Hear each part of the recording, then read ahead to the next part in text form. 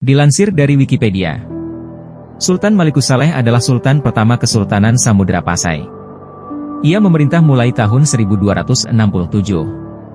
Sultan Malikus Saleh satu-satunya raja yang bisa membaca Al-Quran pada abad 13 dahulu. Maka, beliau mulanya bernama Meurah Silu akhirnya bergelar Malikus Saleh yang artinya Malik yang Saleh.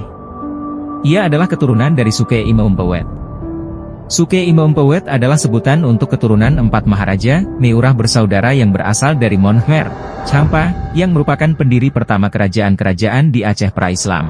Di antaranya Maharaja Syahir Pohila yang mendirikan kerajaan Perlak di Aceh Timur, Syahir Tanwi yang mendirikan kerajaan Jeumpa di Biren, Syahir Pauling, yang mendirikan kerajaan Sama Indra di Pidi dan Syahir Nui yang mendirikan kerajaan Indrapurba di Banda Aceh dan Aceh Besar. Nama Malikus Saleh kini diabadikan sebagai Bandar Udara Malikus Saleh dan Universitas Malikus Saleh, Unimal, di Kota Lhok Semawe. Sejarah kepemimpinan. Kerajaan Samudra Pasai didirikan oleh Nazimuddin Al-Kamil pada abad ke-13. Nazimuddin Al-Kamil adalah seorang laksamana laut dari Mesir. Beliau diperintahkan pada tahun 1238 untuk merebut pelabuhan Kambayat di Gujarat yang tujuannya untuk dijadikan tempat pemasaran barang-barang perdagangan dari timur. Nazimuddin Al-Kamil juga mendirikan satu kerajaan di Pulau Sumatera bagian utara.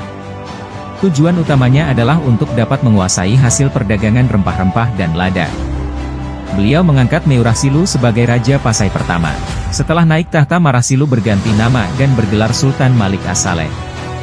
Masa akhir pemerintahan Sultan Malik As-Saleh sampai beliau wafat pada tahun 696 Hijriah atau 1297 Masehi. Berdasarkan catatan ekspedisi Marco Polo, 1292, dan Ibnu Battuta, abad 13.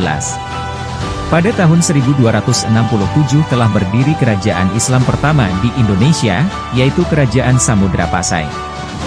Hal ini juga dibuktikan dengan adanya batu nisan makam Sultan Malik Al-Saleh, TH 1297, Raja pertama Samudra Pasai.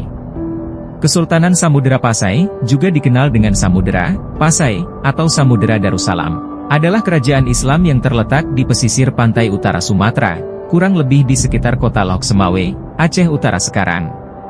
Ibnu Battuta, musafir Islam terkenal asal Maroko, mencatat hal yang sangat berkesan bagi dirinya saat mengunjungi sebuah kerajaan di pesisir pantai timur Sumatera sekitar tahun 1345 Masehi. Setelah berlayar selama 25 hari dari Barnakar, sekarang masuk wilayah Myanmar, Battuta mendarat di sebuah tempat yang sangat subur.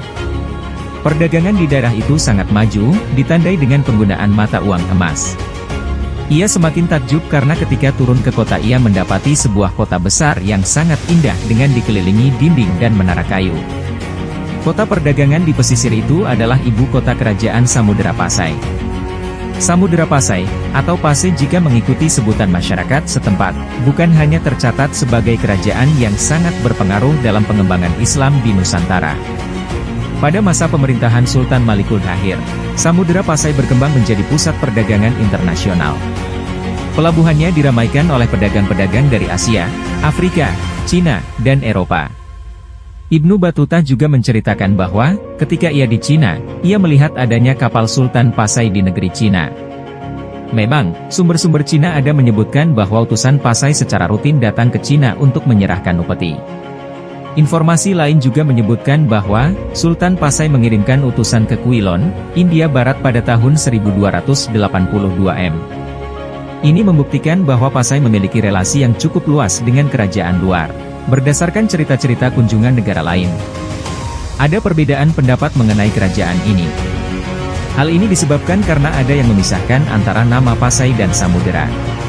Tapi catatan Tiongkok tidak memisahkan nama kerajaan ini dan meyakini ini adalah satu kerajaan. Sedangkan Marco Polo dalam catatan perjalanannya menulis daftar kerajaan yang ada di pantai timur Pulau Sumatera waktu itu, dari selatan ke utara terdapat nama Verlek, Perlak, Basma dan Samara, Samudera. Selama masa pemerintahan Sultan Malik As-Saleh, Sultan menikah dengan putri dari kerajaan Perlak yaitu Gangang Sari. Dari pernikahan tersebut lahirlah Sultan Malik Az-Zahir I.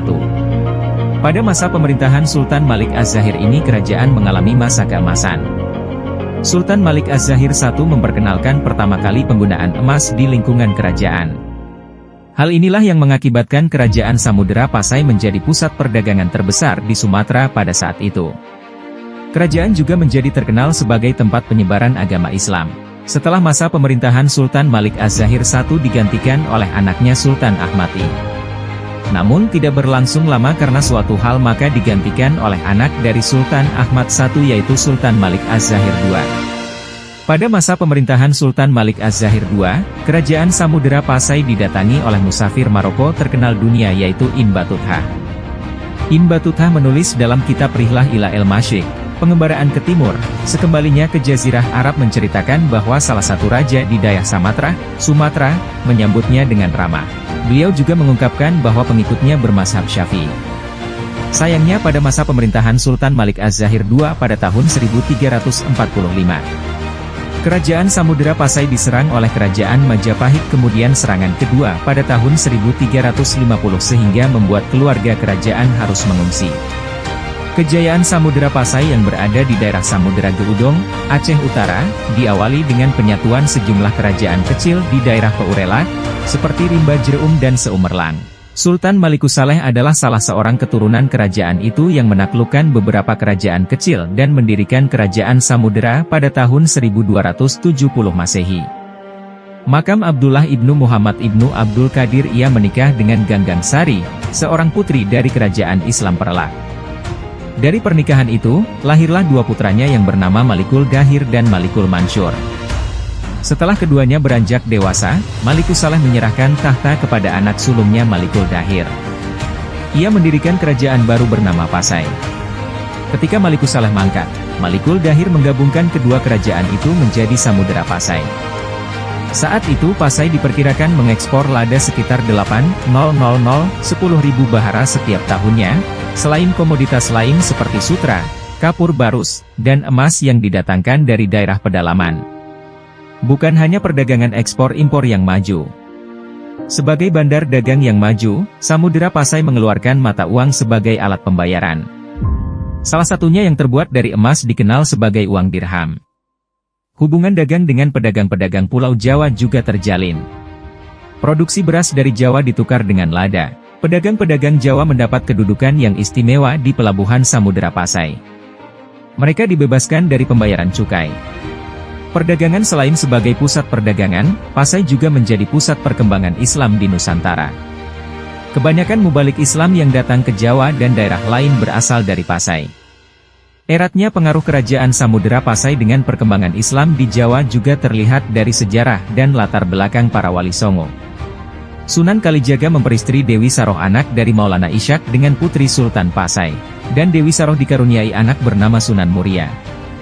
Sunan Gunung Jati alias Fatahillah yang gigih melawan penjajahan Portugis lahir dan besar di Pasai. Laksamana Cheng Ho tercatat juga pernah berkunjung ke Pasai. Situs kerajaan Islam Samudera Pasai ini sempat sangat terkenal pada tahun 1980-an, sebelum konflik di Aceh semakin memanas dan menyurutkan para peziarah. Menurut Yakub, juru kunci makam Sultan Malikusaleh, nama besar sang sultan turut mengundang rasa keingintahuan para peziarah dari Malaysia, India, sampai Pakistan. Negara-negara itu dulunya menjalin hubungan dagang dengan Pasai. Sejarah Pasai yang begitu panjang masih bisa ditelusuri lewat sejumlah situs makam para pendiri kerajaan dan keturunannya di makam raja-raja Pasai itu. Makam itu menjadi saksi satu-satunya karena peninggalan lain seperti istana sudah tidak ada. Makam Sultan Malikusaleh dan cucunya, Ratu Nahrisyah, adalah dua kompleks situs yang tergolong masih terawat. Makam Malikul Zahir menurut Ceristiaan Snow Purgronje, hubungan langsung Arab dengan Indonesia baru berlangsung abad 17 pada masa kerajaan Samudera Pasai, Banten, Demak dan Mataram baru. Samudera Pasai sebelum menjadi kerajaan Islam merupakan kota pelabuhan yang berada dalam kekuasaan Majapahit, yang pada masa itu sedang mengalami kemunduran. Setelah dikuasai oleh pembesar Islam, para pedagang dari Tuban, Palembang, Malaka, India, Cina dan lain-lain datang berdagang di Samudera Pasai.